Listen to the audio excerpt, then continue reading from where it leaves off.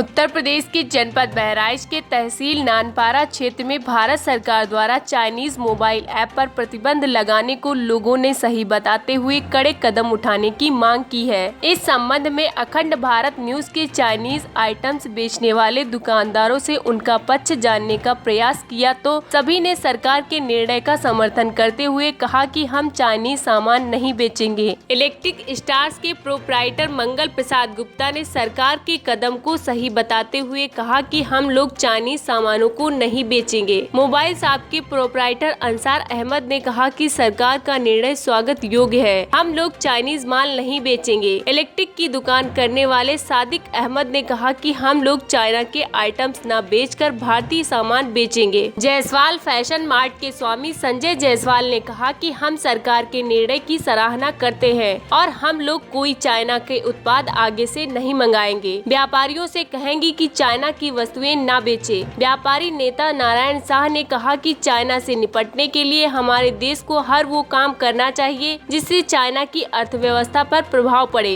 और चाइना के लिए टिट फॉर टैट की रणनीति अपनानी चाहिए। शाह ने कहा कि हमें आर्थिक नुकसान हो सकता है परंतु देश और सेना के लिए यह कुछ भी नहीं है। सभी भारतीयों के दिल में चाइना के प्रति नफरत है। वह दिन दूर नहीं जब चाइना के सामान बाजारों से गायब हो जाएंगे। आप देख रहे हैं अखंड भारत न्यूज में हूँ शकील अंसारी।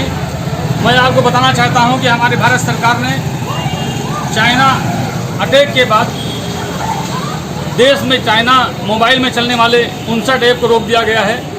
इसके अलावा यहाँ के जो नागरिक हैं वो भी सामानों का बहिष्कार कर रहे हैं कि हम चाइना के सामान नहीं बेचेंगे।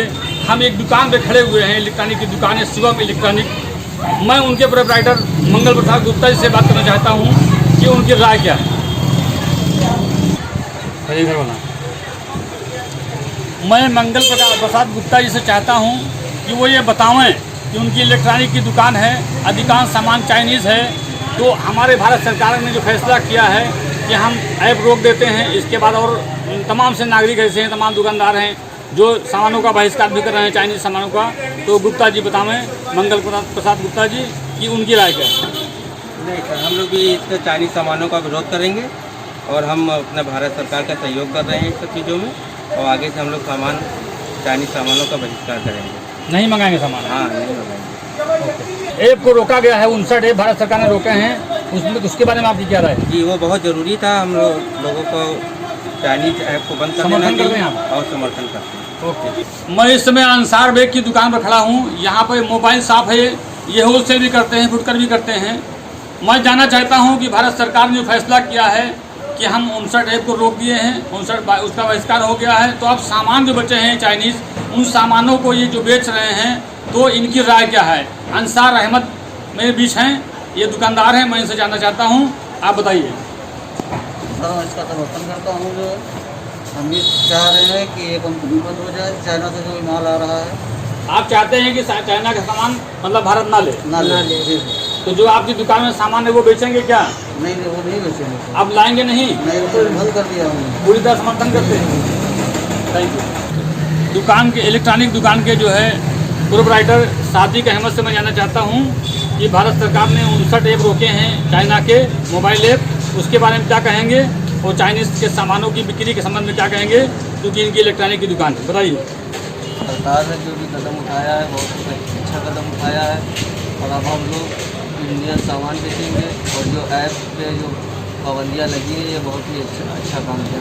मतलब आप चाइना का सामान इलेक्ट्रॉनिक आप नहीं बेचेंगे? नहीं बेचेंगे, बिल्कुल बहिष्कार करेंगे चाइनीज सामान। Thank you. भारत सरकार ने 59 चाइनीज़ ऐप को बंद कर दिया है पूरी तरह से। एक हिसाब से डिजिटल अटैक है, चूँकि भारत और चाइना के संबंध चाइना की वजह से ख़राब हो रहे हैं, इसलिए भारत ने ये कदम उठाया है।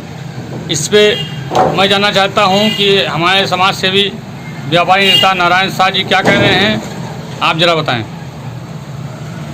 देखिए, चाइना से जो संबंध खराब हुए वो चाइना की खुद की देन है। हमारी सरकार ने जो ऐप उनके बंद किए, ये एक छोटी सी शुरुआत है। हमको हमारे देश को वो हर काम करना चाहिए जिससे कि चाइना को यह एहसास हो कि उसने कितना गलत काम किया। हमारे देश की अर्थव्यवस्था में अगर चाइना का थोड़ा योगदान है तो उसकी देश की अर्थव्यवस्था में हमारा बहुत ज़बरदस्त योगदान है। हमें खाली इन ऐप से ही नहीं, ये तो एक शुरुआत है, हमको जो भी कुछ कर सकते हैं वो सब करना चाहिए। आर्थिक नुकसान हमें हो सकता है, लेकिन देश की सेना, देश के जवान, देश की सीमाओं से बड़ा कुछ भी नहीं। मोदी सरकार का जो ये फैसला है, इसके साथ पूरा देश है, हम सभी लोग हैं। इन ऐप के अलावा और भी बहुत कुछ है जो कि धीरे धीरे करके हमें प्रतिबंधित करना चाहिए। क्या आप व्यापारियों को कोई आप निर्देश देंगे कि ऐसा करें?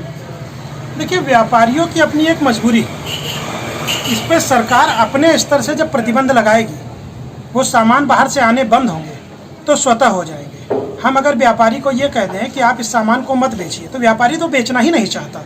लेकिन प्रतिस्पर्धा के युग में अगर माल मार्केट में है तो उसकी दुकान पे लगा है तो उसको फेंकने को हम उससे नहीं कहेंगे, हम उससे ये कहेंगे इसके बाद वो न ले। अधिकांश व्यापारियों का ये मत है कि हम नेपाल मतलब चाइनीज सामान नहीं बेचेंगे। बिल्कुल नहीं बेचना चाहिए, वो कोई भी सामान नहीं बेचना चाहिए जो सरकार प्रतिबंधित करे। हमारे नहीं बेचने और बेचने से मतलब सरकार जब प्रतिबंधित करेगी तो हम खुद ही नहीं बेचेंगे, वो आएगा ही नहीं तो बिकेगा नहीं। लेकिन अगर किसी के पास लगा है उसको वो जलाकर अपना नुकसान करे, हम ऐसे इसके पक्ष में नहीं।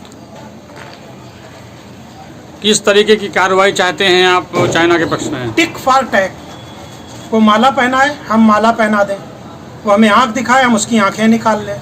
जो हम कर सकते हैं वो सब कुछ हमें करना चाहिए, हमारे तरीके से सक्षम है। Thank you. अखंड भारत न्यूज के लिए शकील अंसारी की रिपोर्ट, बहराइच।